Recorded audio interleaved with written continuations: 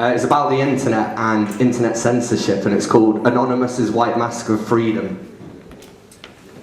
Regulators of the internet, you have been warned. We will not bow down to pressure or stand idly by while you bully our ISPs into submission, stunting the organic growth of the greatest repository of knowledge the world has ever seen. Tim Berners-Lee has every right to be angry. His great invention destroyed by government entities like Alan Turing's poisoned apple, depriving our anarchic world of the greatest minds of a generation. Mohandas Gandhi marching to war armed with DDoS attacks and security breaches, loopholes in the code which lie in wait on darknet servers, proxied and clouded with secrecy where guns and drugs change hands on the open market. That is not our problem. We are righteous folk who live in peace and stylize the new world order with motion graphics and virtual reality.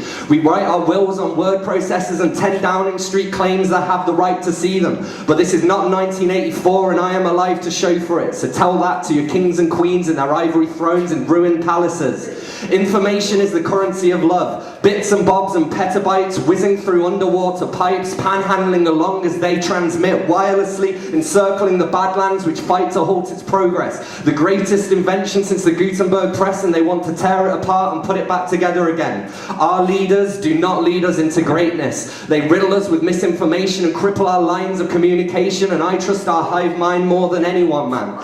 Anonymous's White Mask of Freedom is a flag for the faithful to rally around. One man's terrorist is another man's freedom fighter, and the auditors are neither. They are the living conscience of the net which protects its best interests, sometimes breaking the law in the process. You see, first there was IRC, which allowed specialist interest groups to form around a subject of their choice. Then came Windows Live, MSN, BBM, and the rise of Bebo and MySpace. So far, so good.